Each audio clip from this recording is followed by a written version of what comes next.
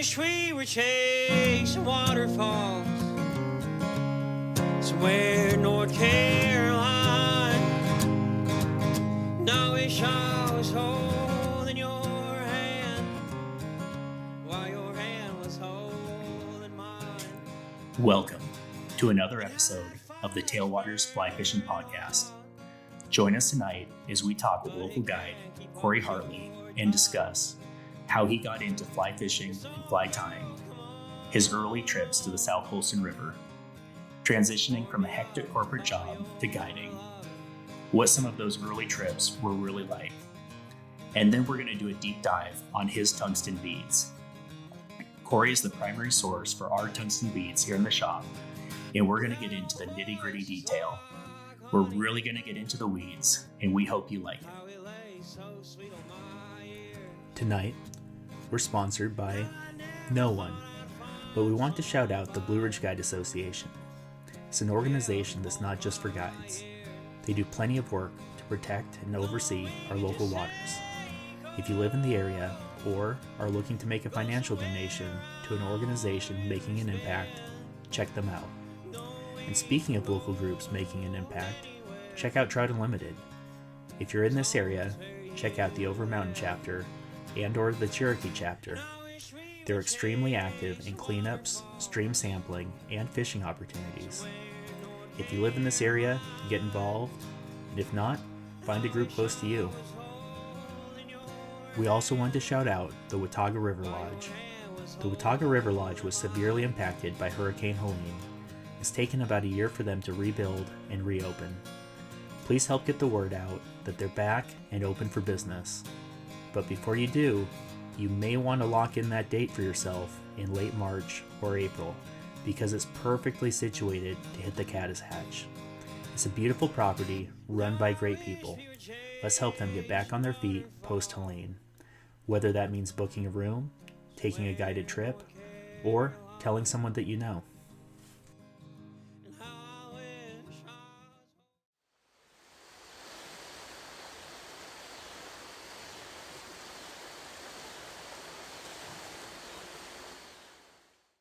So thanks a ton for coming on today, Korey. Hey, John. How's it going? Thanks for having me.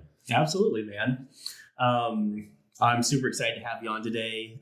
For everyone's benefit, you're an independent fishing guide out here, and we're obviously going to talk to you about your background, fly fishing, and what you do. But you also sell tungsten beads, and you're our primary tungsten bead supplier. And we'll work into that, but we're excited to have you on to talk about your beads too. Yeah, awesome. Well, I'm glad to chat. Awesome, dude.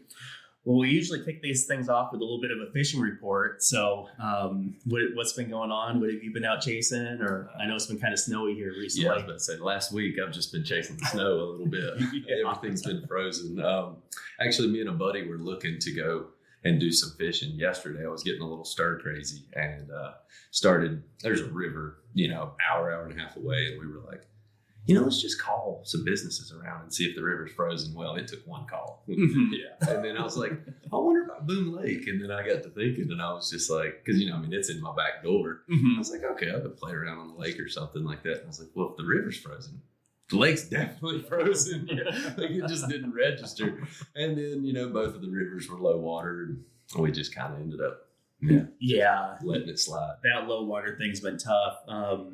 I know, man, I had a brutal day out there with some of our buddies, Drayton and Sean, and it was a grind, and we ended up getting one. Got a stud. I got one right at the end, but Drayton, man, the next day, dude, we went muskie fishing, and he ended up losing two, and one, I'm not kidding you, I had the net in my hand, and I literally, one head shape, just came to the surface, head shape, came out, and, Drayton, I think he's lost a couple, and so I think he's kind of mentally ready for it now. And he just looked at me and he's like, it is what it is, man.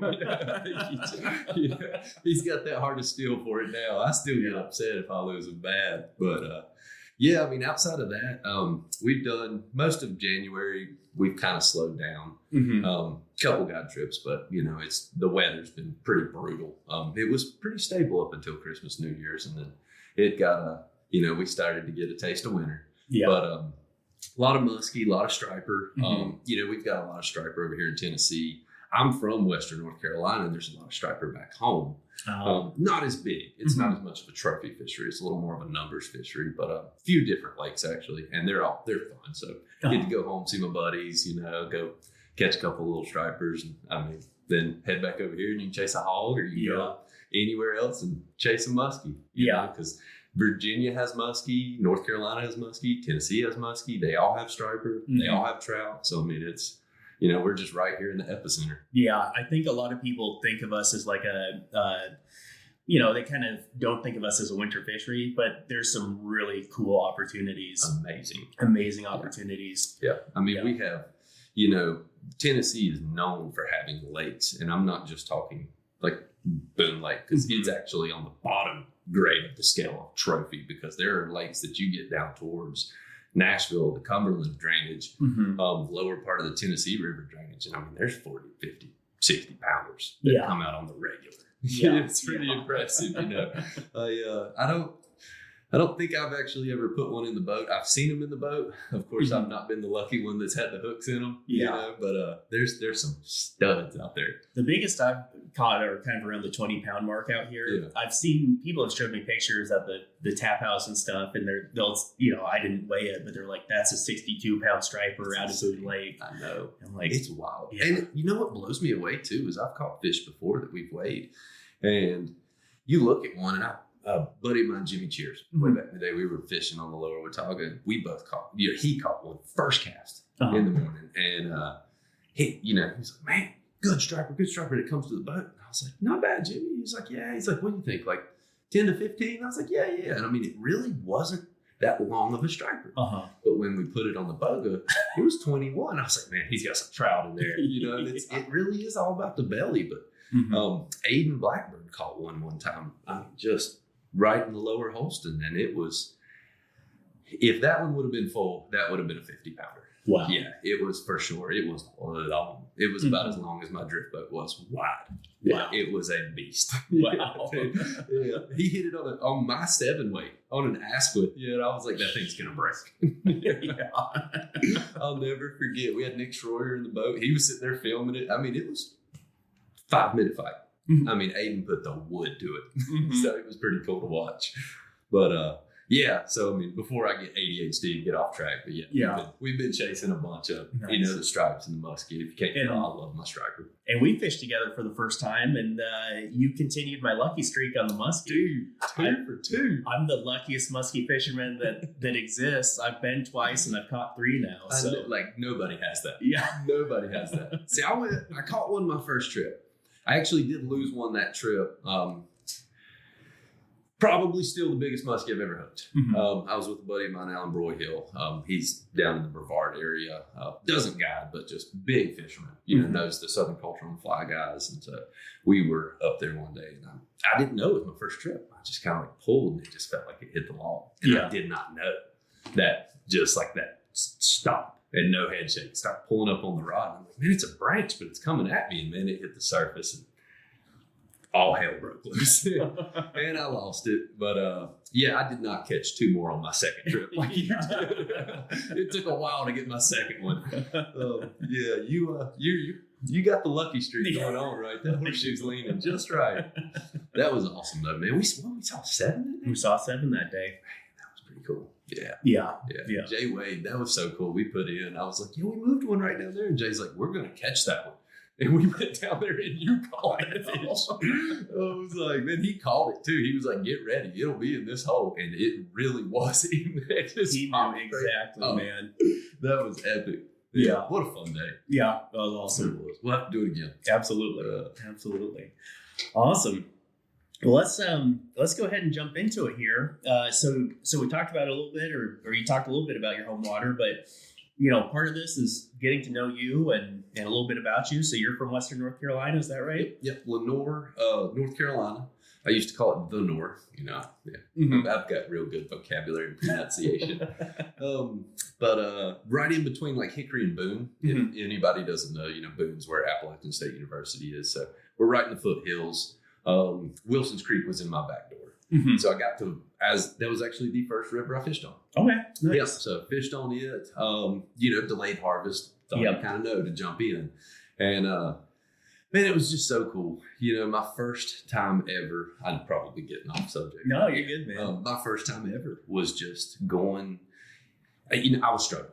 Mm-hmm. I didn't know. I barely knew how to tie a knot. I barely knew how to set up a rig. I was reading what I could online. There wasn't a lot of YouTube information. Mm-hmm. There wasn't a ton. There were some books kind of starting to be written. There were a lot of like magazine articles. And, I just did not have time on water. I did not have that experience. And I was walking up and down the creek right after they had stopped. And I was struggling to catch fish right after they had stopped. Yeah. And I watched these one guys in this hole. And they were pulling them out. I probably watched them catch 40. And I just kind of stood back behind them just to watch them. Because I was trying to be like, okay, not knowing that now I know that 80% of fish hold in 20% of water. Yeah. I did not know that then. And so I'm thinking like, oh, well, it's all about how my drift is or, not necessarily where I'm at. And I didn't realize that all of those have to line up.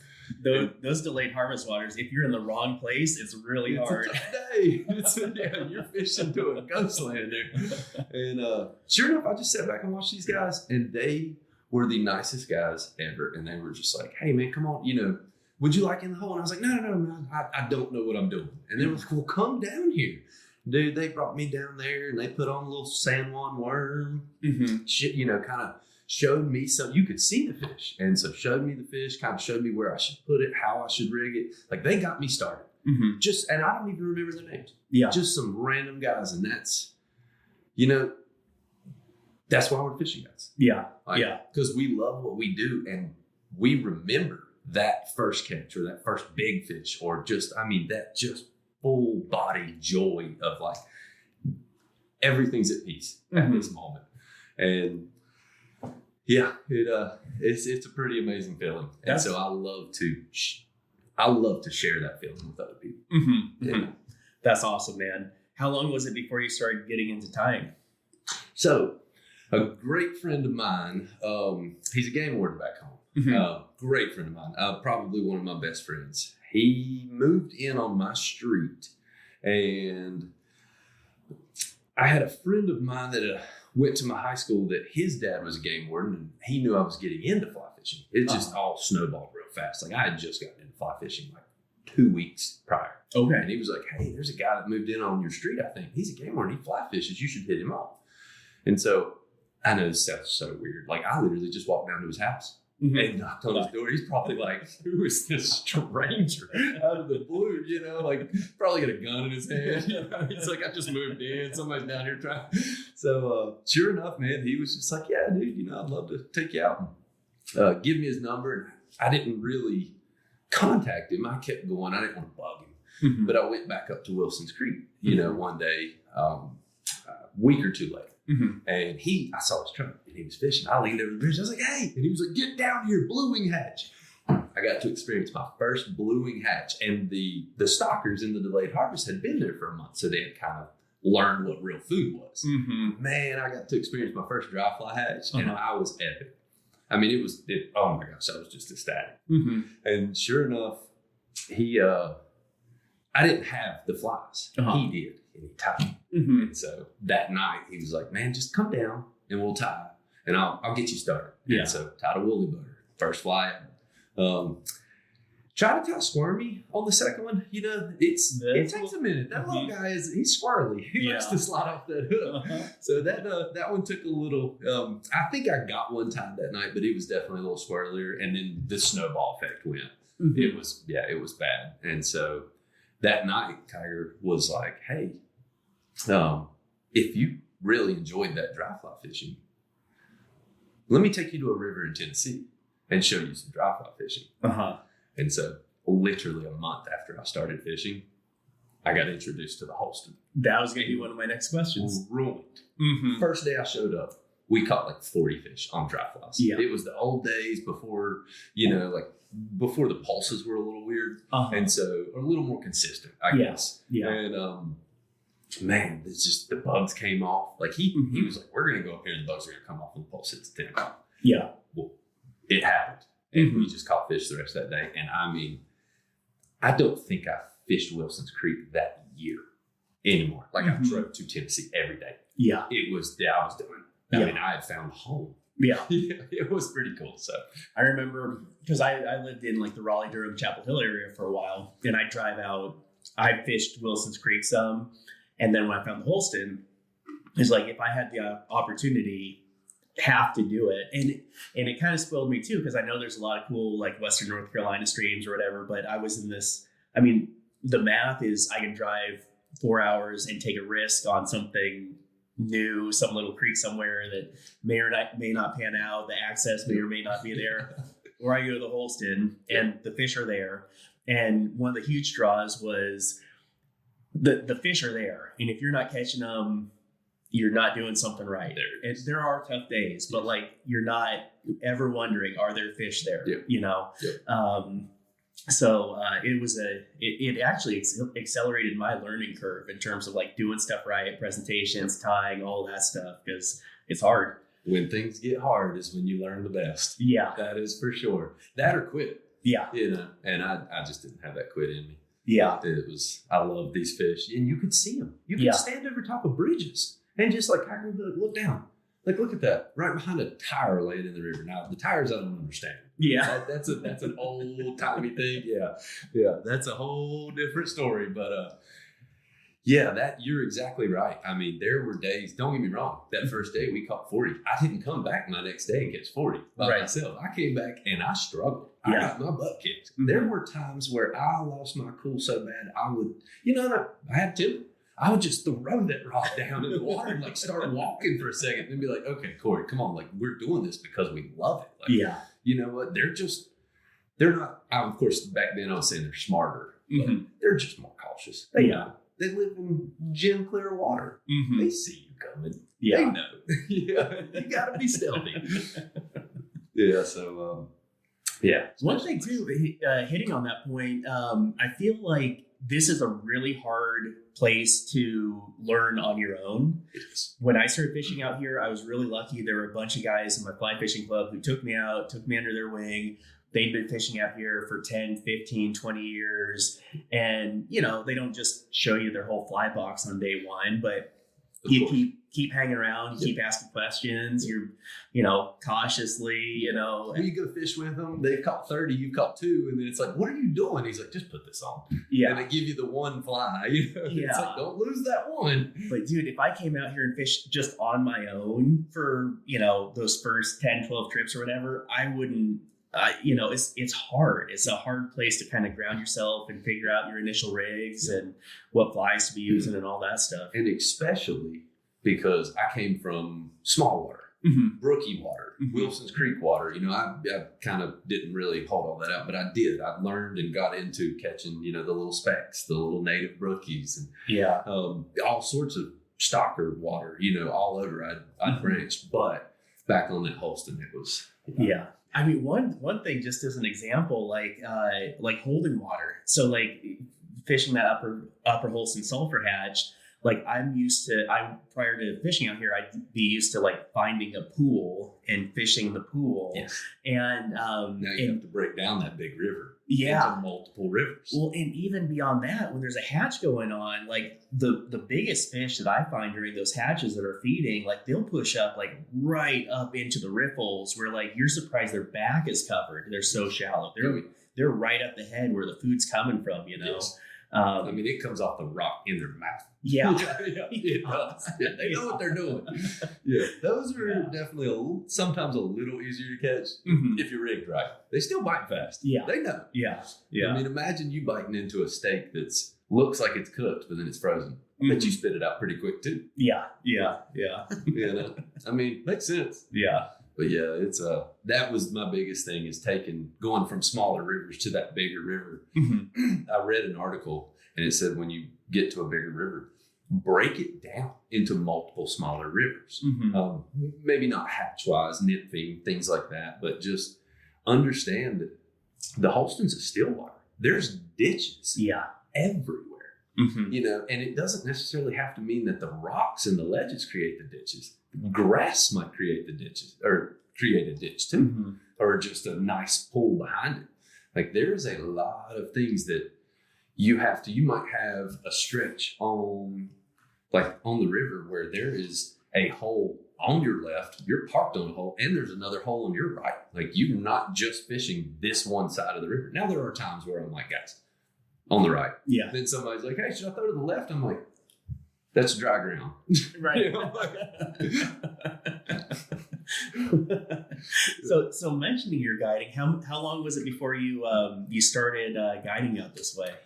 So, I fished for a good while. I worked with a furniture company and I was traveling for a long time. Mm-hmm. I loved what I did. I traveled. It got to a point where I ended up working a little too much. And, you know, you don't quit a job, you quit a boss. And he was a tougher boss. Mm-hmm. And the only reason I mean that is, like, he wasn't necessarily just completely rude. I don't want to sit here and cuss, but yeah. There were times where I was on the road with a week's worth of clothes for 4, 5, 6 months at a time. Like, I literally was what I called a suitcase gypsy. Like, I just bounced around. So I didn't get to fish as much. Right. And it just started weighing on me. And I had a few friends that were just like, man, you come home and you got a day. And you literally put some laundry in. You just go straight to Tennessee. You know, there were times where I was coming home from Chicago and I would be driving, because I'm driving like tools and stuff like that. And I knew I would time it when I would leave to be like, hey, Kiger, meet me on the Holston at 12 o'clock and we'll night fish. Stop by my house and grab my rod. Yeah, and I mean, it was that bad. Oh, man. Yeah, the night fishing days. That was a lot of Red Bulls involved. Oh, man. Not my healthiest moment, but yeah. We had some fun. Yeah. We had some fun. Yeah.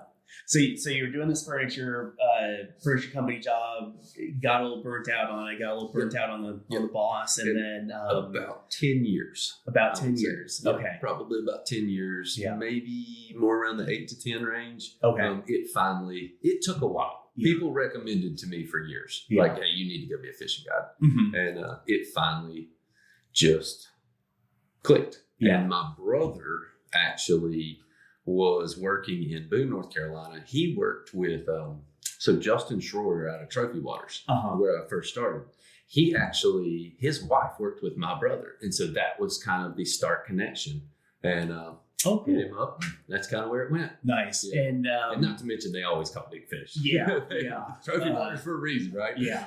For the record, I think super highly of them, and anybody who's worked there, I think they have really high standards for the people that they put on the waters. I respect them a lot. They get results. They do. get results. Absolutely. Yeah. All three of them. Yes. You know, I don't know how 3 brothers work together. If I worked with my brother, I'd kill him. You know, they got some good family structure. So that's awesome. Yeah, absolutely.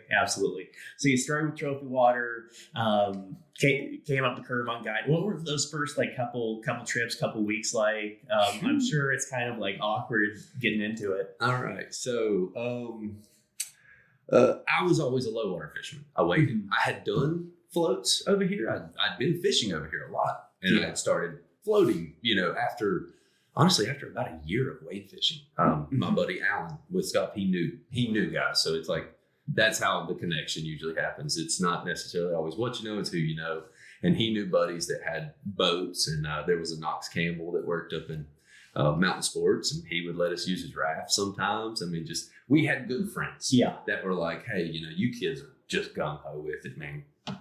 Grab the boats and go. And so, you know, we got to where we were floating a little bit, but we only threw streamers. So when it got into me guiding, I went out with Justin, obviously, for an interview.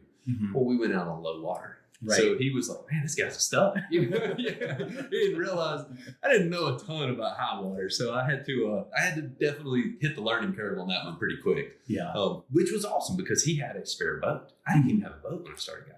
Like, I had nothing but respect for that man. I mean, he saw something in me and gave me a shot. And man, I took that boat and I went fishing every day. Yeah. I mean, every day.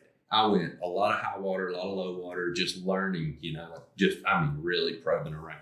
And, you know, those first couple guide trips, they were high water. Yeah. They were tough. Yeah. I can't sit there and, you know, I can't sit there and lie. Like, they were hard. In fact, I remember specifically, I had this one guy, and obviously you're nervous. Yeah, Your first few trips, man. You don't want to be rude, but you don't want to see somebody like bury themselves and do something wrong. So it's being a good fisherman and being a great guide are two different things. Right. You really have. They're two totally different things. Mm-hmm. And so I remember I was just super nervous and put this guy in. I had one guy with me, and he was, it doesn't take much to be heavier than me. I'm a skinny old fart. I bet I'm 170. Yeah. And so he was a heavier set fellow, and I had him in the front. We'd put in, and I was in Justin's hide that he was letting me use, and it had higher rockers front and back. And so about 45 minutes later, and he was learning, he was new. So I'm trying to teach, and we're struggling, we're learning, we're catching a couple here and there. And he hooks the anchor rope somehow from the front of the boat. It happens, man. We've all done it. It's something like that. Yeah, something happens. So, and I walked back there, and all of a sudden water started coming in. And I looked down. I'd gone 45 minutes without putting plugs in. Oh, no. We were like anchored up down the river, and I'm like, dude, I literally tried to sink this boat. Oh my God. You talk about, man. I didn't tell him, not a word, but like we can laugh Good about it now. Yeah, good call. Yeah. Oh man. Yeah, that was one of my finer moments. Yeah, that's awesome. Sweet. So when did you start guiding for yourself? So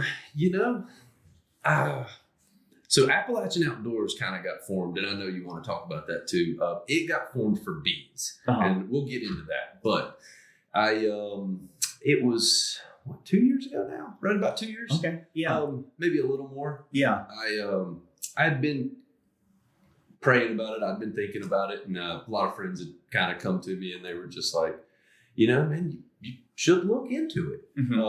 I have nothing bad to say about trophy waters and destroyers. I just kind of started exploring more water and more options and saw that there was just a massive pie right here. We are in the middle of everything. Yeah. And, it was, you saw the COVID boom. And so there are a lot of people out there that they want to fish. They just don't know about it. Yeah. They're active. Yeah. You get them out there. It's like just a second ago, the guy you had in your shop, he is gung ho about it. That's seeing somebody just light up like that. Yeah.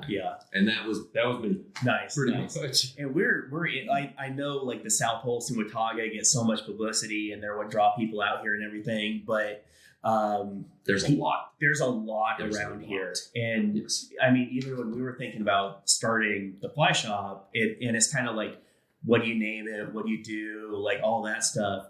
So we're tailwaters, and the thought is kind of everything around here. We're so influenced by the TVA. Yeah, exactly. And there's a few freestones, There is, within an hour's drive. Yeah. You do, and I can name plenty of them. But they're within, I'd say within 2 hours, you probably have 6 or 7 different river drainages that you can fish. Yeah. You have the New River, the Catawba River, you have the French Broad, the Nolichucky. You have the Holston, and the Holston is not just trout. It does turn into, it's striper, it's smallmouth, it just carp. Yeah. That's right. Yeah. Hybrids. Yeah. Find me in 3 years when them cicadas come back. Oh man. Yeah. Those carp are fun. Yeah. It's a face only a mother could love, but man, they pull. Yeah. And even when we were starting to decide what to do as a shop, obviously we had to do tailwater trout stuff, but we want to cover everything in this area. So it turns out that the only stuff we don't, I'll say, specialize in is like steelhead and saltwater. Yeah. And we do have some saltwater hooks. We have some stuff, but when I saw that shark hook in there. Yeah. Like Adolf. Yeah. I was like, are there sturgeon around here or something? Yeah. So given all that, what does your program look like? If someone's like, hey man, Korey sounds like a good guy, I'm interested in fishing with him, what kind of stuff do you do out here?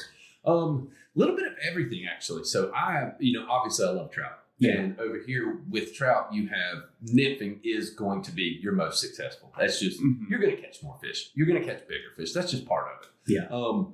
Now, we have amazing hatches. Mm-hmm. We do not have big bugs like the Western rivers. Right. That's okay. That's perfectly fine. We still have phenomenal hatches. You know, to each his own. Everybody has somewhere else where they excel. They have the salmon flies. That's cool. Guess what? We got beetles and we get cicadas, and we still have a Mother's Day caddis hatch that is just fierce. Yeah. And so you've got nymphing, you've got dry flies. You can, when they are dry flies, you can swing wet flies. You have, it's one of the better streamer fisheries out there. Mm-hmm. It's just, brown trout, they're more carnivorous. If you just look at their design, like a rainbow trout does not have that big jaw. They do eat meat.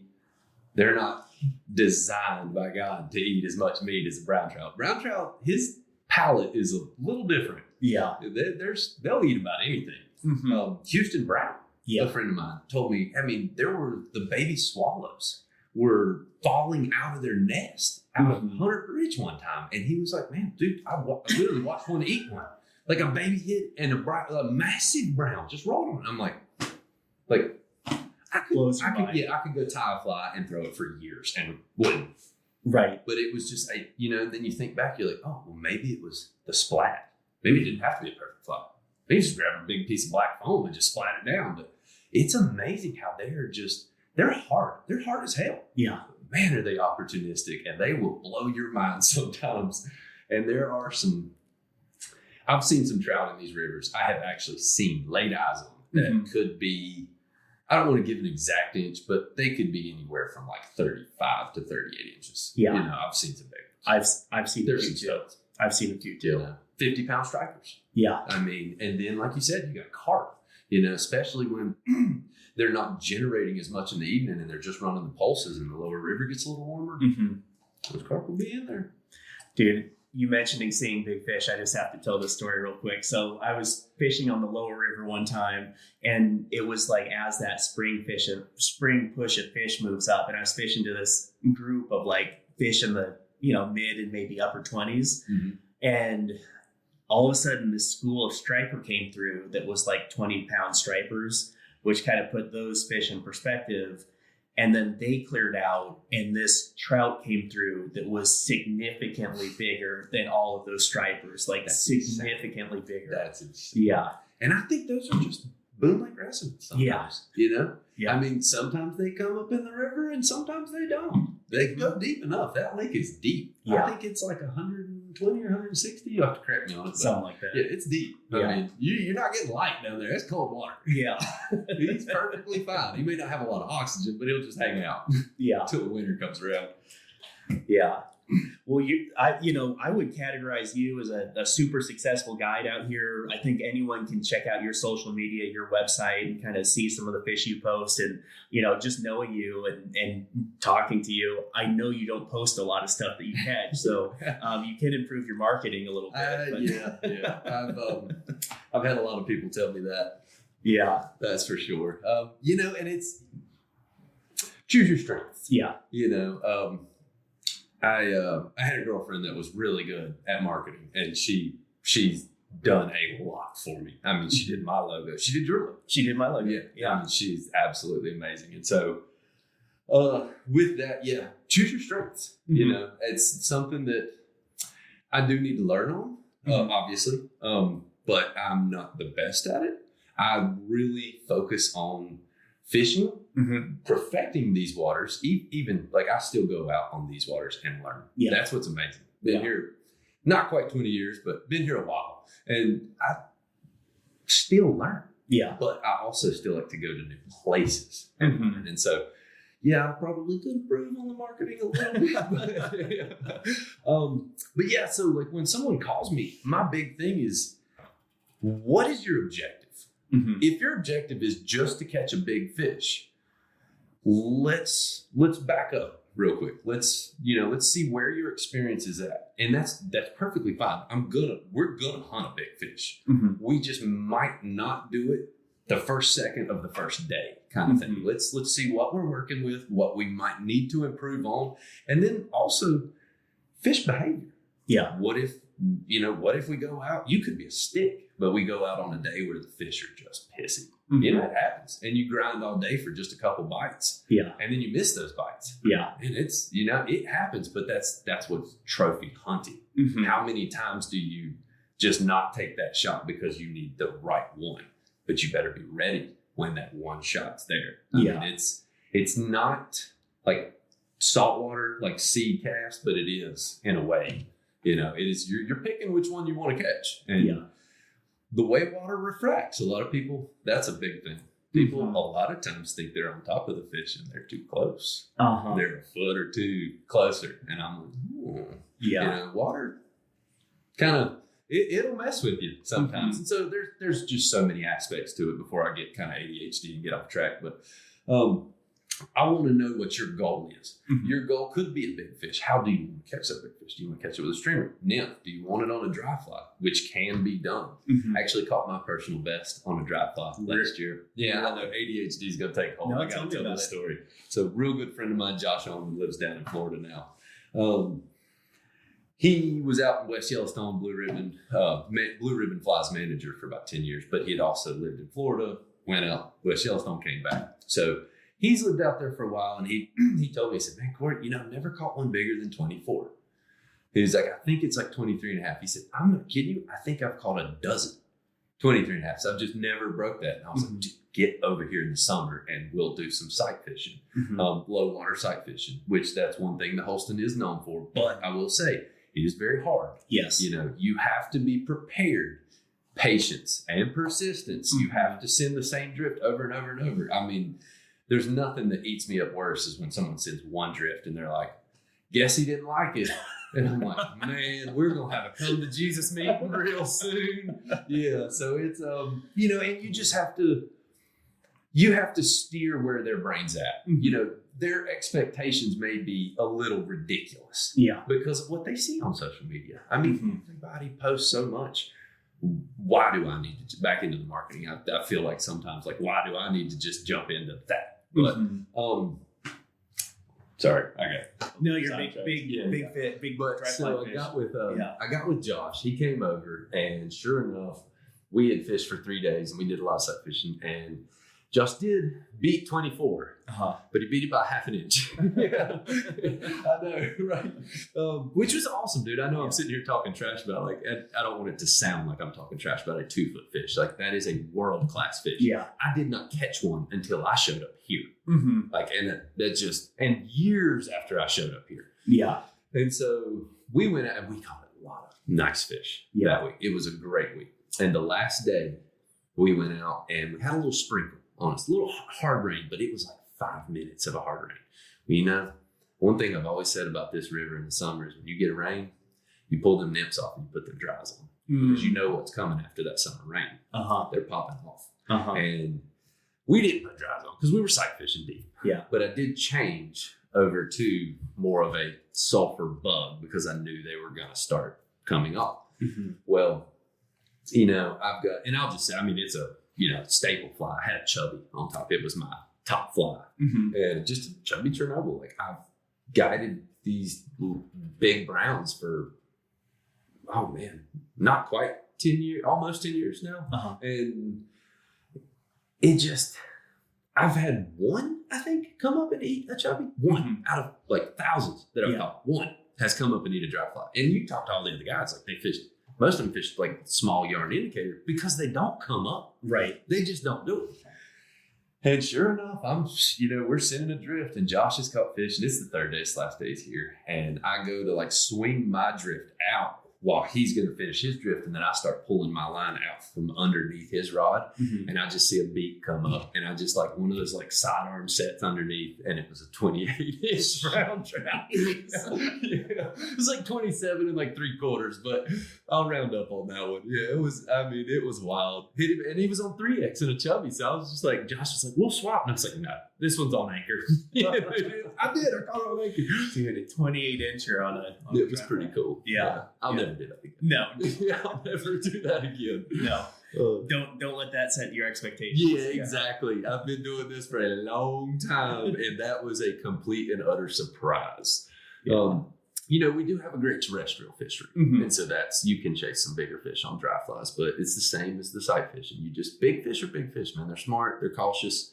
You've heard Kelly Gallup talk about it. They feel your oar strokes. Yeah, they know your boat's coming. Yeah. They know you're coming. If you're wobbling around trying to cast on the boat, you're casting with your body instead of your actual arm. They feel that. They know. Yeah. So they're smart. They're hard. Yeah. I love the aspect of hunting. I like the challenge. But you know what? There's a lot of days where I'll get with my buddies and I'm just like, I just want to go whale on some fish. And we'll just go catch fish. Yeah. Don't even care to, it's like, why? You don't have to chase big fish every day when you go out fun fish. I mean, it's fine. It's great. It keeps you dialed on the bite. But in the same sense, like, man, those days where you just go out and you feel like you catch 60, 80, 100 fish. It feels good. It's fun. Yeah. It's fun. It is. I think it's like kind of Father's Day. A lot of times we'll go to the Upper Holston. My daughter Emily, my wife, and I will go up there and do like Father's Day. No, just like up by the weir. Nice. And just whack little, smaller fish. Yeah. Dry dropper. Yeah. And it's really fun. It's so much fun. And it puts things in perspective a little bit. It does. Yeah. It does. I mean, don't get me wrong. Catching a big fish is great.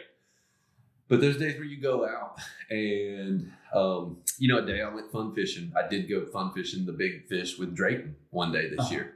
And I think we fished 6 hours. And I caught one that was under 20 and Drayton caught one really big one. And those were the only 2 bites we had. Right. What if we missed those bites? Yeah. That's a long day. Yeah. Hard day. That's when you start thinking, like, man, it would have been nice to catch some fish.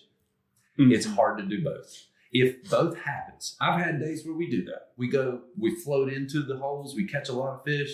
We find some big fish and somewhere staging, and we're like, okay, let's catch them. Catch one, go on down the river, catching more fish, find another big fish, catch him.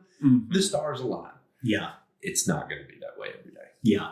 You have to have that reality in your brain. And I think social media can kind of blow that reality out of proportion sometimes. Yeah. So. Absolutely. Yeah. Well, I know you've been guiding out here for quite a while. You said about 10 years on the big browns. What kind of changes have you seen in this fishery? And I know one that we'll probably talk about is minimum flow, but pressure. I mean, the minimum flow definitely changed on the Holston. I think I noticed it changed when they changed the generator. Yeah. They say they still send the same amount of water down, and they do. If you look at it statistically, the same amount of water goes down the river. Yes. But the pulses seem to be a little faster than they used to be. They don't drain out as quick. It doesn't, necessarily mean that when the pulse drops out, the fish are just going to quit biting. Right. But I have seen it. When you lose flow, sometimes you're losing one thing that really helps push those bugs out into the water for the fish. Yeah. And so, there are days where they still bite when it's completely low, but there are days where they get tough when it gets completely low. The you mentioning the more bugs moving, I think is definitely a factor. And one thing I tell people in the shop is I feel like it's almost like walking into a bar where the lights are turned up too bright. Like the fish just aren't really comfortable. They're not talking to the person next to them. They're like, when the water's just low, like super, super low and not moving much, like they're not up in the riffles as much feeding, and it's just, more caution and all that stuff. So yeah. That's great. But so lower minimum flow, more pressure probably. Yep, that was going to be the next one. More pressure. And you know what? Like, I struggle with this. I know everybody struggles with this. There are days where, it's not your day. And there's boats in your way. There's wade fishermen in your way. But you know what? They have the same right to be out there. And that's the thing is it's like, we all have to share this water. Yeah. But good fish handling and etiquette and things like that is key. I don't see a terrible ton of dead fish on the bottom. I do see some. Yeah. So there does seem to be a big aspect of, quality fish handling around here. We have a lot of fly fishermen, a lot of locals that they're the spin fisher, but they're not, they take them, they eat them, and that's okay. That's perfectly fine. I mean, man, if you're taking to eat, that is perfectly cool. If you're taking it and letting it sit in your freezer for a year, well, then we got a problem. Yeah. It's like, that's wasteful at that point, and a lot of them, they don't, as they take them, they eat them, feed their families with them. And that's perfectly fine. I've eaten them. I'm going to tell you right now, they're amazing. Yeah. It's pink like a salmon. That's not saying to keep all the trout in the Holston, but I mean, honestly, for a while, the TWRA people were telling people like you should keep a limit periodically because we had such a massive just surplus of fish there for a second during that COVID thing. And, I've had people ask me if they could keep fish, and I will, on their first trip ever over here, I will let them keep a couple usually. And that way, if they want to, it doesn't happen a lot, but it's one of those where I've said like, hey, if you and your wife or you and your son want to go home and eat 1 or 2 trout, enjoy it, man. You've earned it. You know, like these are trout that you caught. Go home and I'll kind of tell you how to cook them. Pretty much salt, pepper, butter, cast iron. You're good. Yeah. You don't need anything else. And it's, it's just like, that's perfectly fine. So they reproduce themselves. I mean, and they do a good job at it, and they've always done a good job at it. And I still see a lot of fish. Yes. And there's times where you don't, but that's because they're migratory. Yeah. They may be somewhere else. Yeah. 80% of fish holding 20% of water. Yeah. Back to the rule. Yeah. So. Well, I can tell you, as I do a lot of drone work out here, and I can tell you that there are fish there. There are places where they are more concentrated on certain parts of the river than other parts of the river. And that will change per year too. It will. Yeah. It's like where you catch them real big in April, you may not catch them right there in October. Yeah. But that's been fun. But minimum flow is different. It's gotten harder. Yeah. But the fish are there. There are still monsters in the river. And I gotta say, I repost a bunch of local guides and local fishermen's social media posts and stuff. And the number of fish that are over 20 inches that get caught here. My God. And not just 20, but 24 is crazy. It's impressive. Yeah. It's impressive. It is just, I guess a lack of a better vocabulary, it's an incubator. Yeah. It really is. It's turning fish out. Yeah. And little did Roosevelt know when he was building all these dams, he was going to make this for us. Thanks, man. Yeah. Appreciate it. I appreciate the electricity, but I love the brown trout fishing. Man, the electricity's still spotty sometimes. You get those rolling blackouts. I'm like, man, the dam is right there. How's this happen? Oh, gosh. But it's, dude, it is a special fishery. It is a place where you can come out and you can catch over 100 fish some days. Yeah. And then it's another place that you can come out and you can catch a fish that you possibly will never catch one bigger ever again. A lifetime fish. And, nowadays they make fiberglass mounts, so you don't have to keep it and kill it to get it mounted. And then the best part about a fiberglass mount over a skin mount deteriorate, break. Fiberglass mount, good forever. So it's a special place. And then if you ever get tired of trout, you got striper. You got carp. It goes on. Striper, carp, smallmouth. Yep. Yeah. And I think all of that plays into it too. You have some very low water years. We've seen a lot of cormorants in recent years. I don't really have the most respect for those. Yeah. I didn't see them back in the day. Right. I see them everywhere now. And they go to the lake in the winter, they eat bait fish. They come into the river in the summers and they chase down little trout. And everybody's like, oh, well, they're just eating the little ones. Well, if he ate a 4-inch trout 4 years ago or 5 years ago, what would that trout have been now? Yeah. And if you're filling up on all these 4-inch trout, you're kind of hurting some things, and it's, the eagles are going to do some, the ospreys are going to do some, the otters are going to do some. Otters can do a little bit of damage, but it's not as bad as, I think those cormorants are pretty bad. Yeah. It's to the degree to where it's actually come up in discussions in the guide meetings. So, I think that one does need to be addressed. Yeah. Majorly. Along with minimum flows. And then pressure is just, there's not much you can do about that. And it's amazing. I've had days where I go out and I'm the only boat and they're hard to catch. But I've had days where I'm behind 8 boats and I'm whaling them. You don't need to be the lead man. Yeah. Doesn't hurt sometimes, but you don't have to be. Yeah. So. Well, obviously, it's clear just from, your face, your excitement, you like guiding, you love guiding, what are a few of your most memorable fish or fishing memories from the last year or two? Last year or two. I mean, aside from, you know, boating me at Muskie. Yeah, that was pretty cool. That was pretty cool. I got with Drayton actually last year, and I've always done some river striper. I've just always loved the lake because the way they blitz on bait. Mm-hmm. And Drayton had kind of gotten really big into that river striper, so we started fishing a little bit, and it really sparked my interest again in it. And so I was guiding a couple guys this year, and one specifically, my buddy Pete. I was like, "Hey man, you know," I was like, when this water hits, I was like, let's do a little striper fishing. And he's like, okay, yeah, sure. Mm-hmm. And we ended up catching a 45-pounder that day. Oh man, yeah, that was pretty cool. Nice. Along with 5 more that were over 25 pounds. Wow. Yeah, so it was pretty special. Yeah, that was a very, very special one. You know, apart from that, the Hartley brothers, nobody will know who. It's just some guys that I take fishing. You know, my last name's Hartley. We're not related, but I met him through a friend of mine, Jake Eccles. And so it's the boat of Hartley's. Mm-hmm. And I got out with them and we got on the lake last spring. And I had them right before we went muskie fishing. Okay. And he lost a big one in that same hole under that bridge that Jay had that little one following. Yeah, and I was like, right here, dude, it was a stud too.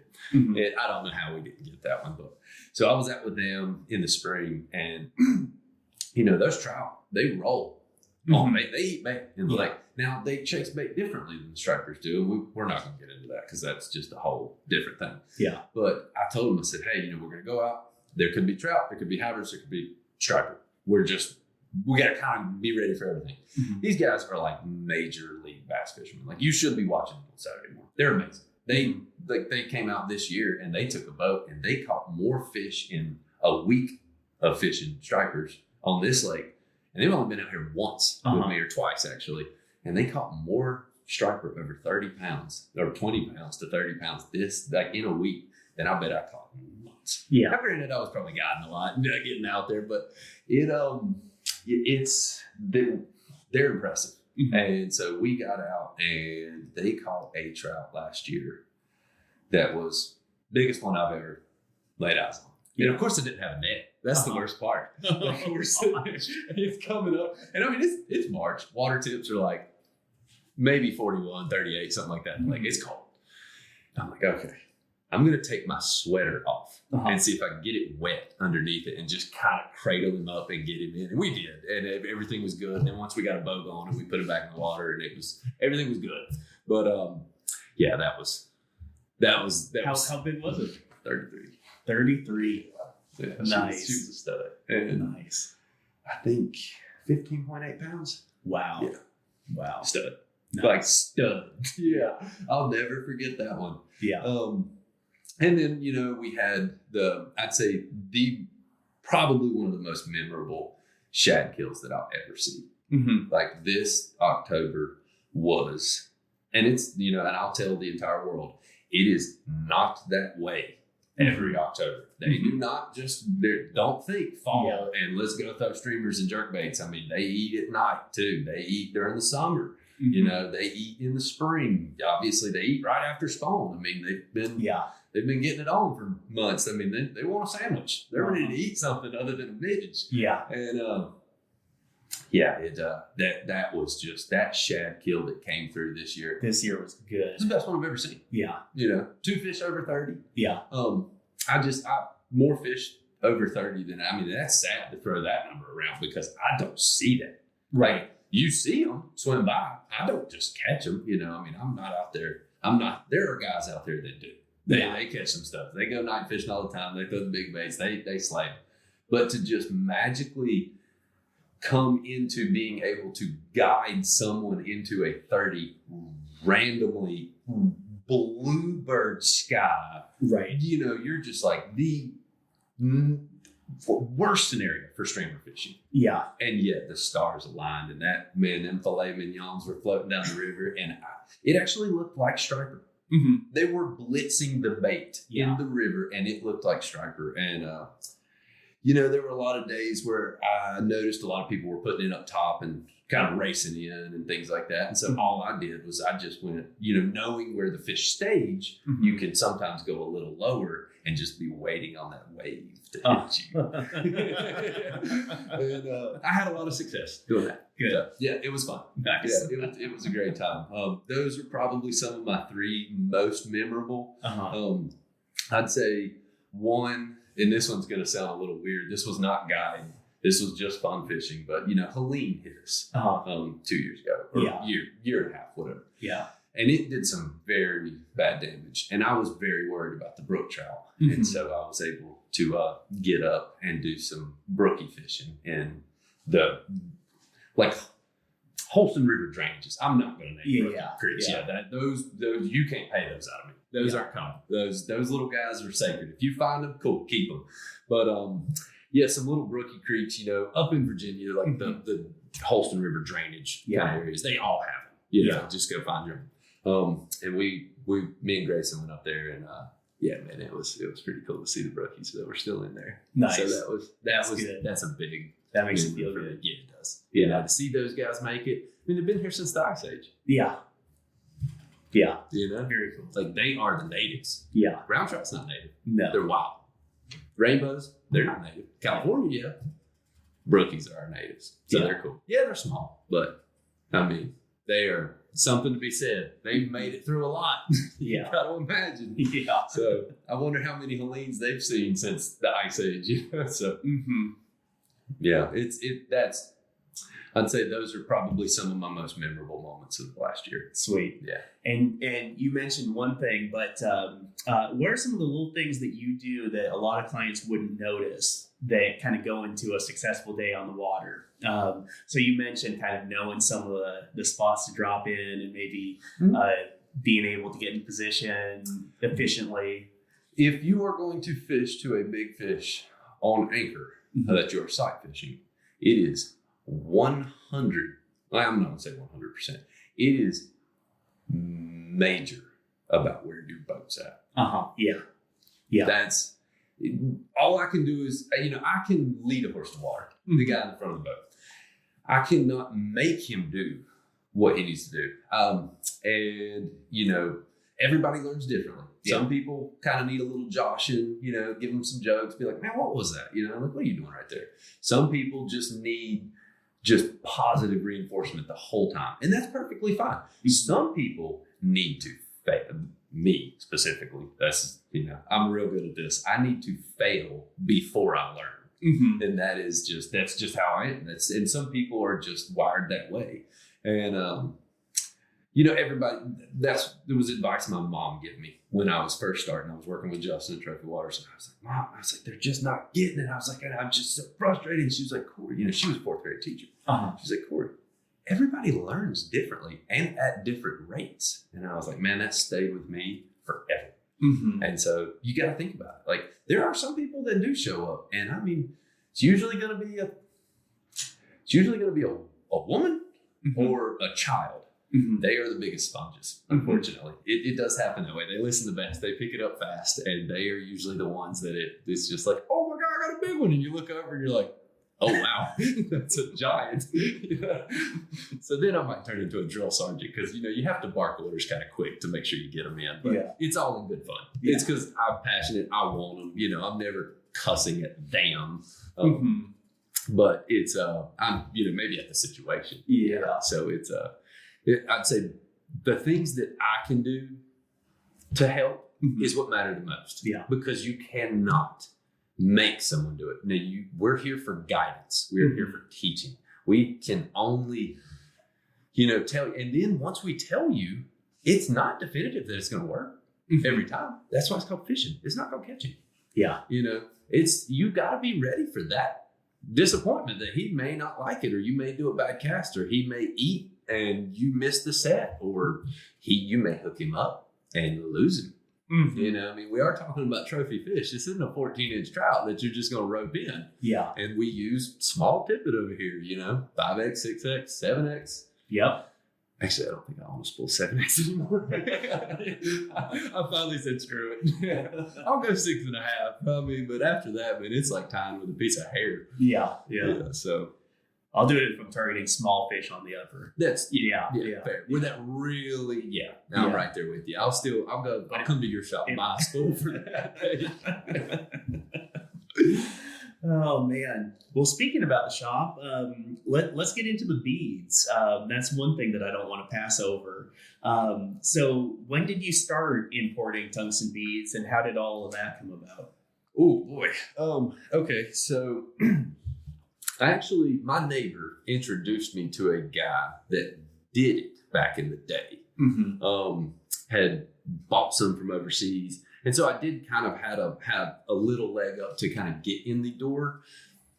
But the reason I got into it was because, I mean, man, it was like 5 years ago. I remember going and looking, the same prices they are now. I mean, you would go and find it was like 10 or 20 beads. It would be like $10 or $15. Yeah. They were outrageous. Well, and they were trash quality. I'm going to have you pause right there. Cause like still like as a shop, as someone who just opened a shop recently, like, you know, you go through all your different vendors and distributors and all that stuff. And I'll tell you, it's not easy to find high quality tungsten beads at a reasonable price. And being here on the South Holston and on the Watauga, we need beads. We need 100 packs of beads. We need beads, man. And they need to be good. And they need to be tungsten. Reasonably priced, you know. So, exactly. All right, carry on. So, no, you're 100% correct. Yeah. And I just got tired of it. There was a like a wholesale kind of place you could buy beads from online, and they were very cheap. Mm-hmm. Man, I mean, the milling was horrible. They'd slide over, you know, and cheap is what we need. I mean, we're fishing guys, man. We're not out here making, you know, you make six figures, props to you, dude. Right. You got to work for that. Yeah. And it's just like, we're not making the money that we can just blow money. I mean, we got to be sparing with it, you know. We got a budget. Plus, I think that's with anything, you know. If you're just wasteful, it's going to come out. But I mean, it's just, you need a lot of flies over here. Yeah. You need a lot of different flies. It's not just where you're at, but you need a lot of different flies. You need a lot of different things. Now, those beads that we were getting, they were trash. Yeah. You might use 50-60% of them. And the other option was you could get online not online, but you go to a fly shop and you're going to spend $10 to $15 for just 20 beads. Yeah. Well, you know as well as I do, someone can lose 20 flies in your boat in an hour. Yeah, I mean, I've had it, maybe not an hour. If it's an hour, that's tough. Yeah, right.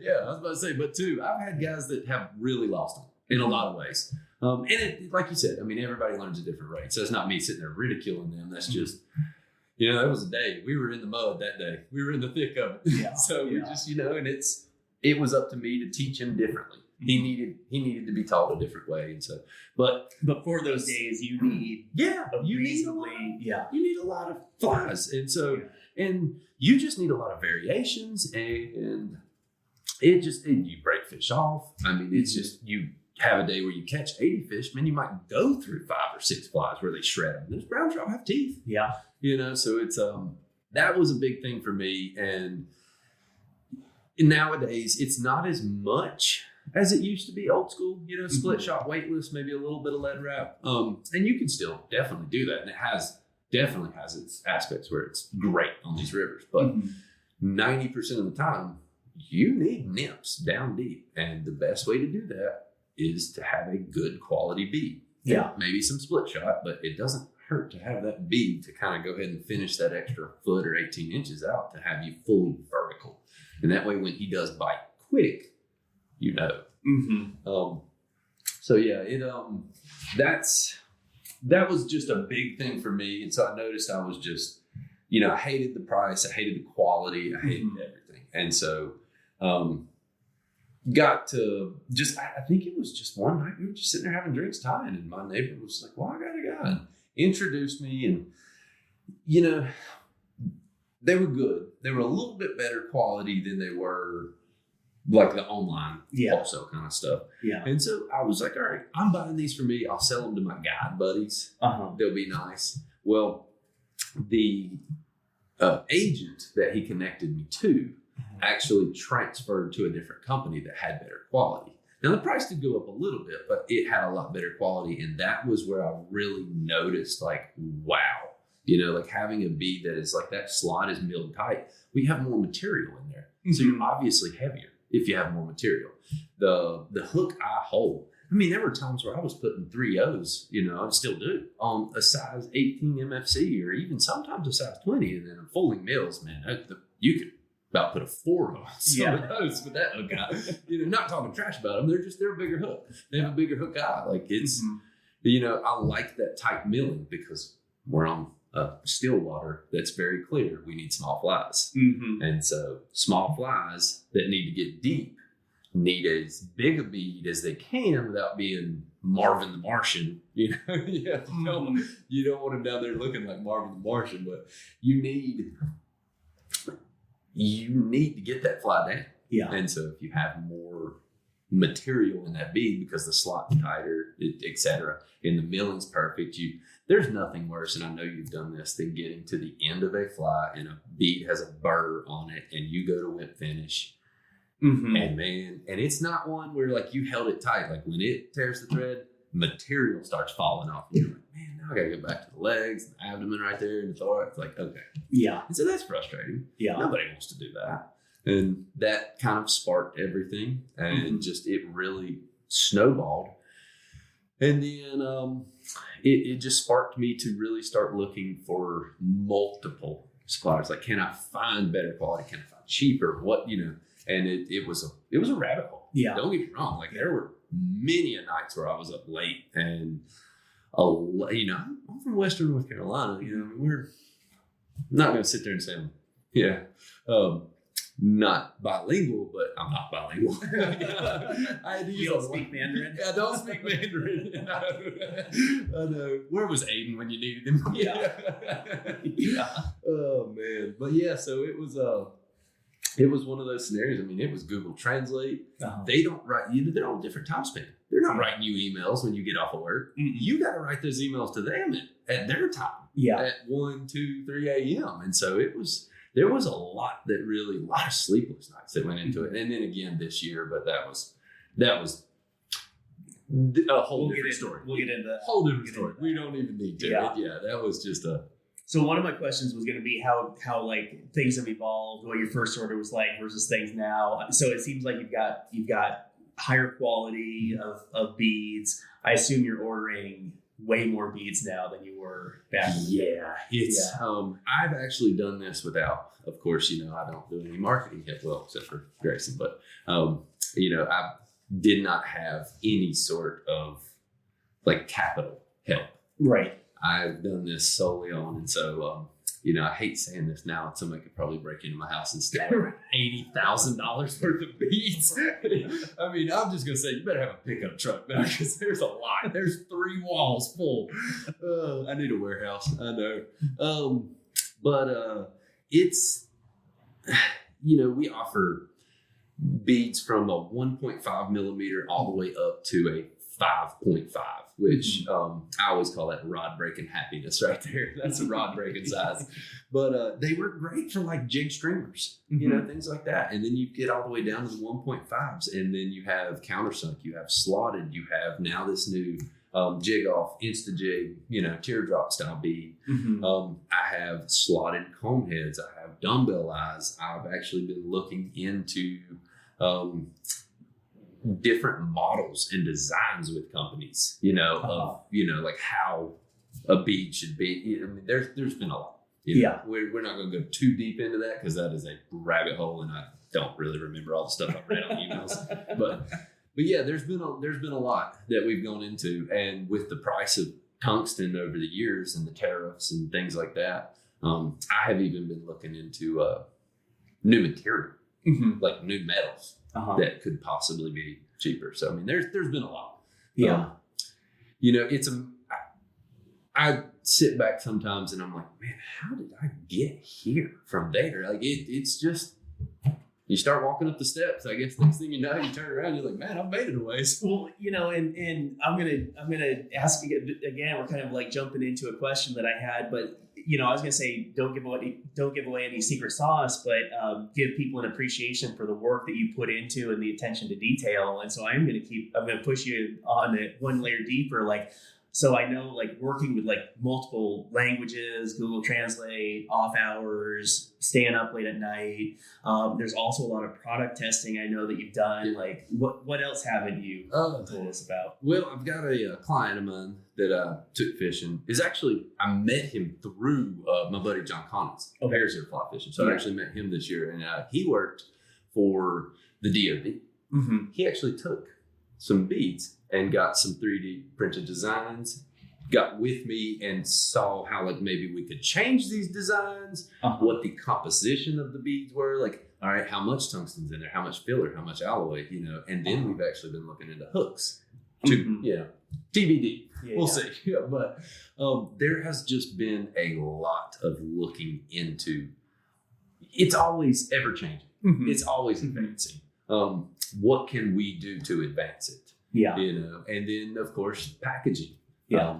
Grayson was there for all of the designs and everything. Yeah, she's pretty good at that. But yeah, I mean, even like you walk in there, like I was talking to Blainer.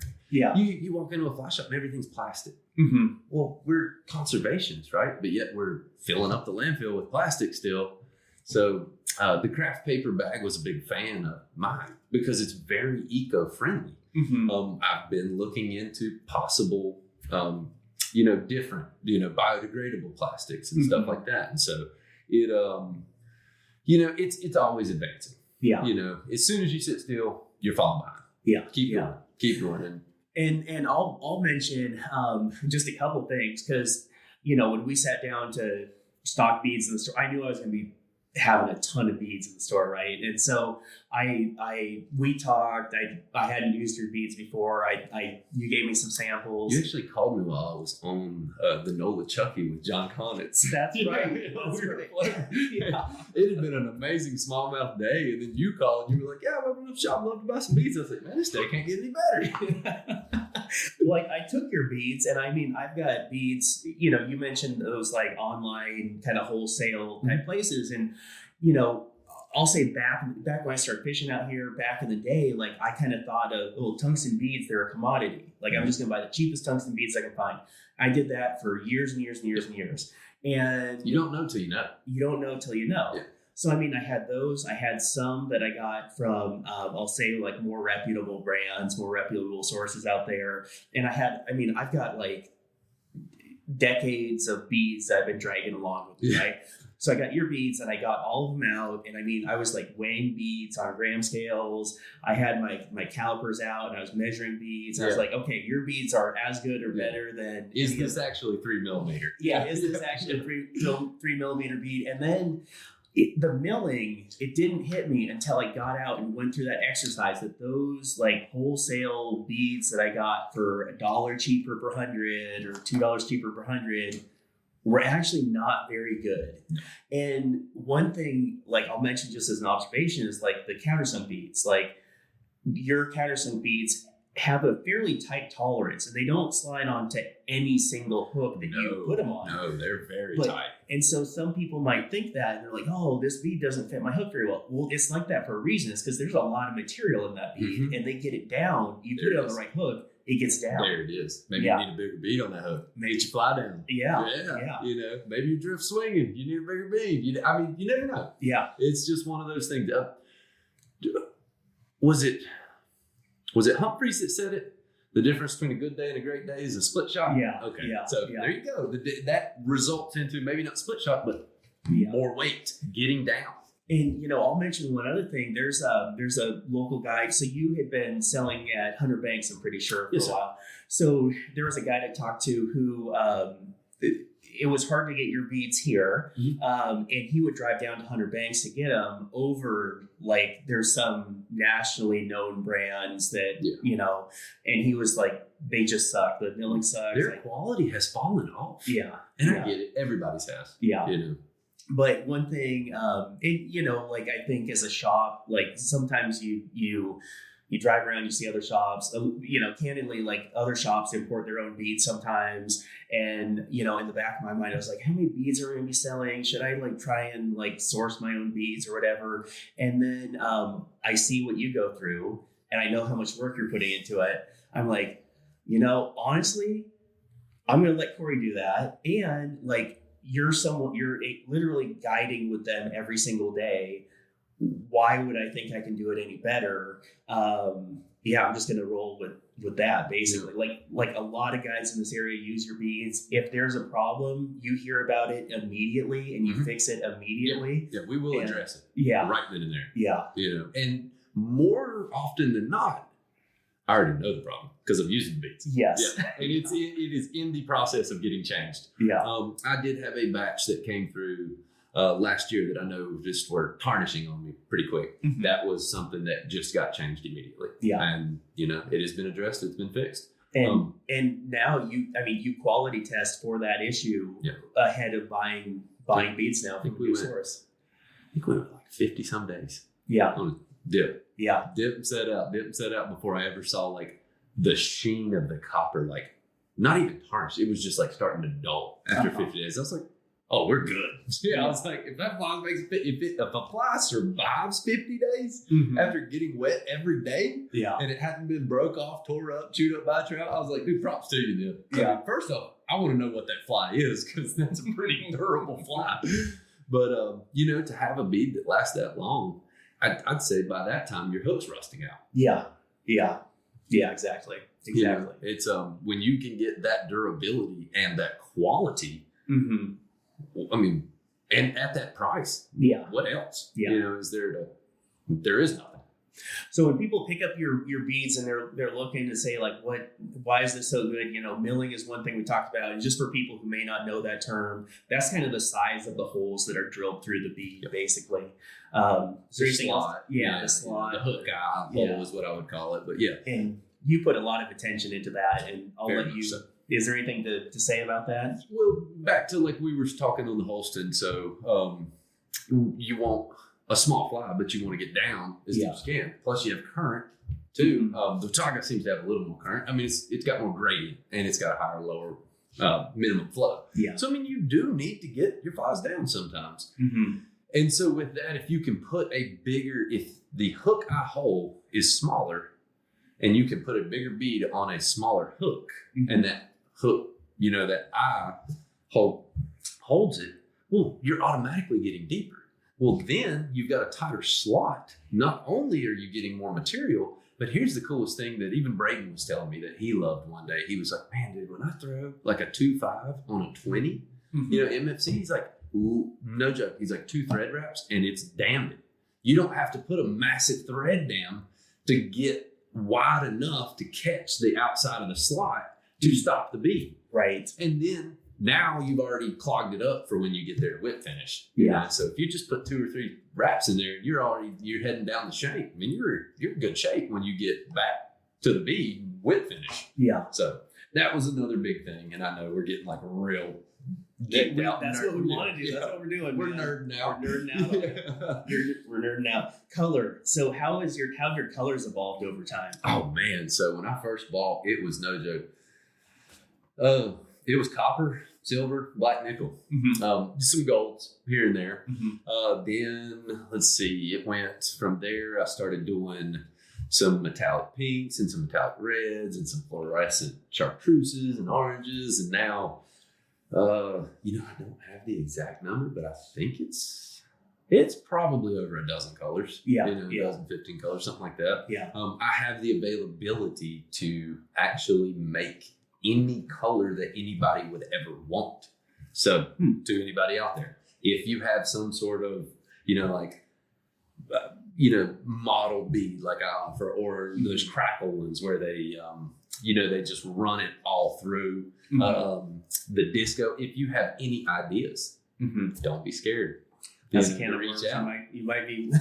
Don't be scared to reach out. Because, I mean, that's the thing. It's like, we go with what works. So it's hard to think proactively when something is, if it ain't broke, don't fix it. It's hard to think proactively. And that's where I try to do that as much as I can. But it does help because everybody thinks differently. So Yeah. I've gotten ideas from you that have just carried so well. So. That one shade of pink that I like. Yeah, one shade of pink that you like. Yeah, I still fish it too. Thank you for carrying that, by the way. No problem. Nice. Well, one thing I was going to jump into, and this is a whole nother can of worms, but price. I know you work really hard to keep things reasonable. One of your goals is to make beads affordable to local guides, and we just kind of have been going through a time when it's been hard to keep prices low. So fall was tough last year. Yeah, fall was tough between tariffs and then overseas. Obviously a lot of beads do come out of China. Not all of my tungsten stuff does, but a lot of. If you can Google anything, the two biggest tungsten countries that have mines, that have the surplus, that have the factories, are Russia and China. Well, first of all, go with Russia. But yeah, I'm good there. I'm gonna stay away from that one right now. And then China, you have to be on top of them because of quality, like majorly because of quality. Because they're so far over. It's just like, okay, cool, yeah. Hope you enjoy your product. Right. So you really have to worry about all of that. But we've stayed on top of it as much as we could, and yeah, it's been a journey. Well, I know just from talking with you, like you've had a lot of those like really late nights emailing people, looking for new sources, trying to minimize tariffs, trying to find suppliers who are going to be the most affordable. And like, I know you put a ton of time into that. I did. I was going to kind of beat around that bush on you on that one. Burnout hit me pretty hard last year. It affected my entire life.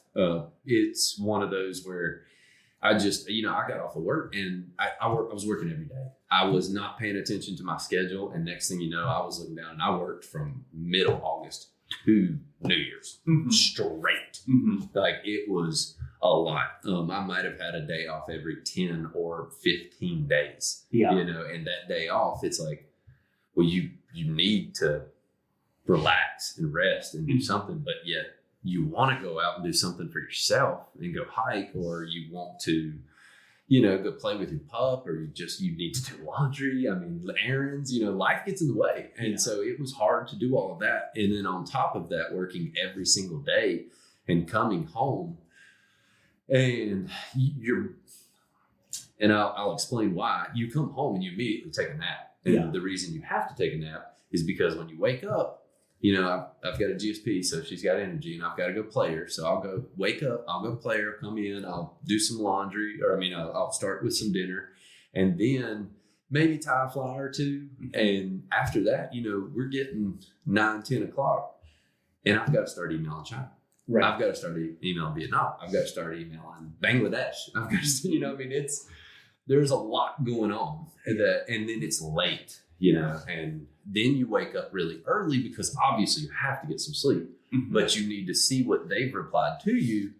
So going through that process was a lot while I was working. When I was doing it originally, I wasn't working. I had my schedule spaced out a little better with trophy waters, so I was able to do it. And then last year I was just like burnout hit. And it was a lot. We got through it, and we've made a lot of changes, for the future. There's been a lot of changes made, and so that way, just to where it's a little more self-sufficient. We're going to be, obviously I'm getting on Shopify, and so that'll be nice, easier. But just anything that I can do. What I've done this winter is just trying to simplify and automate the process a little more. I'm not exactly very business savvy. This started out with me selling beads to my friends just so that I had free beads. And now it's got traction, and I'm not going to let it die. Good. So good. Yeah. That's a cool growth story. Yeah. Minus the burnout. Yeah. I'm glad we made it through it. I guess. But I was going to ask, and maybe I'll ask, but also tell, what are some of your most popular beads, colors, and for people listening, I'll just say up front, your 2.5, 3.0, maybe 3.5, copper, silver. Those are bread and butter. Those are what we sell at the hot one. Yeah. And then the 1.520 for countersunks, but that's midges. Exactly. Or small, flies. Yeah, we outfitted somebody with those this morning. Yeah. Who was getting into tying zebra midges and stripper midges. Oh, he was getting into it. Oh, yeah. He dove in. He did not stick a foot in. Head first. Which is awesome, dude. That's the way I love seeing that. That's the way I went in. Yeah. I mean, after that night at Kygers, I went home. I bet you I dropped $1,000. Yeah. Like, online. I was just like, add to cart. It was bad. Yeah. And then I bought stuff that I still don't even use. But you know what? I might one day. Probably the wrong logic to have. But yeah. Well, then, I mean, and you offer a pretty like wide variety of like bead colors. So one thing that's cool is like, you can think like, I wonder what a purple bead's going to do. And then you can go out and try it. For some people, it works really well. For some people, they're like, I tried that once and it didn't work for me and I'm not doing that. Yep.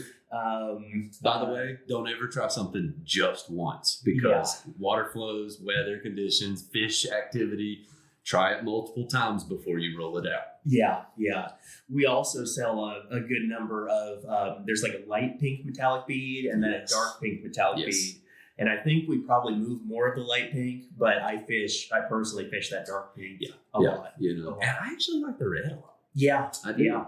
You know, I've gotten away when I first started, they were a deep, dark blood red. I've gotten a little more of just a brighter metallic red now. I seem to have a little more success with that, but you know, to each his own.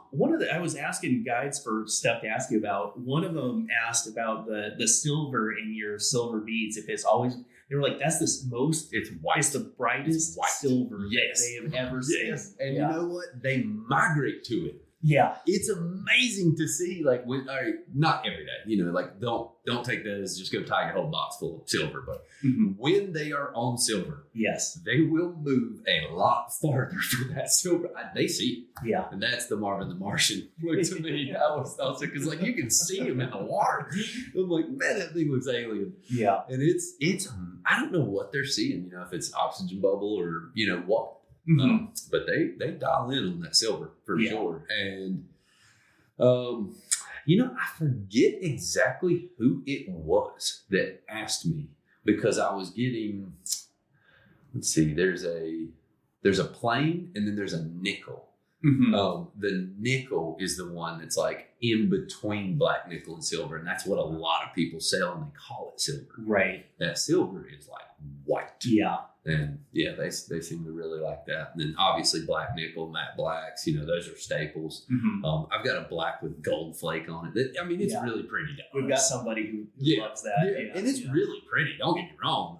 I don't know if it works on the fish, but everything boils down to confidence, right? If you have confidence in your fly, you fish it longer. And if they're on a black bead, they're not going to go up to it and see a couple gold flakes and be like, nah, I'm good. Right. You know, if it gives you the confidence to fish it, send it. Yeah. Yeah. So, any other like little seasonal things? Like I know oranges are kind of in the fall and chartreuse maybe. Orange can be a fall thing. You know, you'd be surprised how much I've used brighter, not even just orange, brighter colored beads in muddier water. Yeah. You know, it seems to get some attention sometimes. You've got some chartreuse and some orange, but of course, you know, the staple, dark colored water, dark colored fly, dark colored bead. And obviously that does really work, but there are times where that flash, you know, or just that brightness. Yeah. Just saying, hey, check me out. And then you can have contrast, you know, I mean, there's nothing wrong with tying a sulfur nib and putting an orange bead on it. Right. You'll know. I mean, you will know. I mean, look at a sulfur dry fly. What's his eyes? Orange. Okay. Yep. You know? I mean, it's just one of those things where it's just little subtleties that we just overlook because we have so much confidence in what we have done. If it ain't broke, don't fix it. Yeah. Kind of thing. So, yeah. It's fun to play with. Yeah. It's a lot of fun to play with. That's awesome. Anything else that people should know about your beads that we haven't hit on? I'm sure I'll remember as soon as I walk out the door. Sure. But, you know, at the moment, just not much other than just, hey, if there's any sort of issue or anything that you want, you know, I'm a big advocate of just helping. Yeah. In the same sense, you know, and if there's something wrong with my product that you're seeing that I don't, please bring it to my attention, you know, because I want the best for me. And in return, that's the best for you because I'm tying with them too. Yeah. So, yeah. Well, I'll mention. So I know you've been growing over the years. You're still growing. You're getting into more fly shops here and there. Yeah. And to the extent that I can help with that, we can help with that. I'd be your best reference. When we set up, we tried to be a shop for like serious fishermen and serious fly tires, and to do that, we had to have good tungsten beads at a efficient price, and we couldn't do that without you. So thank you a ton. I really appreciate it. Thank you. Yeah, absolutely. For the business. Yeah. And, for anybody out there, so we're still a relatively small new shop. For any shop that you go out there to talk to, I would say that, it's nice to have beads on the shelf that I just have confidence in. I don't have to worry about it being, I don't know, kind of that it's going to cut your thread every time you use it or whatever. You're never going to have a customer come back and complain. Yeah. You will not. These are beads that a ton of the local guys here use. And if there's an issue, it gets rooted out very quickly. Yeah. They're used every day by professional fly tires, competitive price, super high quality. And it's just nice to be able to point to them on the wall and say, like, look, I can stand by those beads. They're sourced by a local fly fishing guide, and it's a pretty easy story to tell, even for someone who's brand new to fly tying or someone who's traveled here from somewhere else who doesn't recognize the packaging. Yeah. Well, that's the big thing of the green. Yeah, I was a big fan. My green was my favorite color, and obviously Grayson loved it too. But yeah, it was one of those things where you look on the wall and everything's clear plastic, and then bam, there's a green bag. Yeah, stands out. Yeah. So yeah, it's something. Plus, Appalachian Outdoors, man, we're just, it's the green mountains. Yeah. They're not as green out west. So for listeners who are interested, they can obviously buy them from us. They can buy them in store or online. Are there other shops that you're in at this point that you'd want to shout out? Hunter Banks or? Yeah, Hunter Banks, Roanoke Angler with Jay Wade. Nice. Let's see. Got some in Blue Ribbon out west. Man, there's actually a bunch more. I'm just like drawing a man blank right now. I know. I'm literally drawing the biggest blank ever right now. I did make a good trip, I guess, because I'm going to sit here and fish from where my mind was going, but I'll just kind of ADHD go off subject. I did. This winter, I've done a good bit of driving around to new fly shops or sending material to new fly shops, and that way hopefully growing business. And so each and every year, I have been keeping track of it enough to know that we're growing. Yeah. And that's what we want to see. Yeah. We're getting in more fly shops, we're selling more beads, getting more attention. People seem to really be loving them. And that's the thing. That makes me feel better than just the business of sales. Just people coming to me and saying, dude, I love your beads. Like, thank you so much. Yeah. And that right there, that's heartwarming. So I posted that we just got some more of your beads in stock. I posted some pictures of them up on the wall, and someone literally posted, "Those are the only beads I tie with." Yeah, right. Yeah. That's pretty cool. Yeah. Yeah, it's very heartwarming. Yeah. Awesome. Anything else that we should hit on, or we should leave listeners with, or anything like that?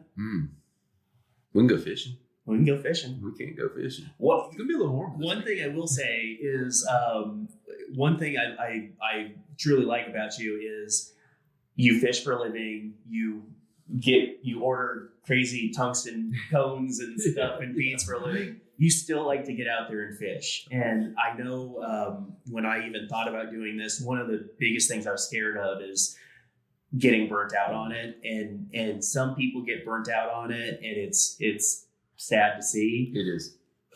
You're someone who gets it's out there. Sad to be part of it. Yeah. But you get out there and fish on your own. Yeah. And I appreciate that about you. Well, that was a big thing. And don't get me wrong, I don't do it every day. There are times, I think a lot last fall, I did not, when I should have. I didn't have the time, obviously, but because I'd already booked it all. But it's one of those where just, managing that schedule and understanding that. But as I've done it, as I've managed that schedule and had time to go fun fishing, yeah, of course, I love being outside. I don't even necessarily, I always take a fishing rod, but I don't necessarily even always fish, man. There were evenings where I would just go float the river, have a drink, and just watch the sunset. I mean, man, I love that river. Yeah. What else do you do to hang out or relax or have fun? I know we both have dogs. We do. Names that are named after Some Buffalo Trace bourbon. Yeah, some good bourbon. Yeah, Weller. I've got 4 of the 6 collection. I really want to get the other 2, but that's just the prices that they want for those before I at least open the other 4 and get into them. But I don't even know if I'll ever drink them. But Weller's. Man, that's a special pup. She's crazy. Don't get me wrong. Yeah. That is a full-thrown crackhead. But she is she is a special dog. She is loyal as can be. She pairs well with my daughter. It was awesome seeing them in the shop chasing each other around the other day. Talk about high energy, man. Yeah, that was honestly, that's perfect. Like, if I ever have kids, I will definitely have a GSP. I'm like, y'all are going in the backyard. There's going to be a fence. Go have fun.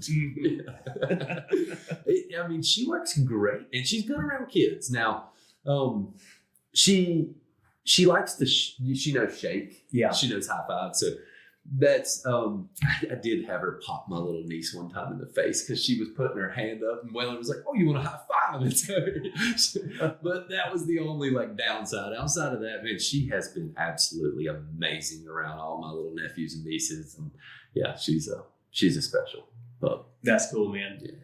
And then just, hiking, camping, fishing, just outdoors. Man, I love being outside. That's what it is. Weller does too, so we seem to do it together. That's awesome. Yeah. Awesome.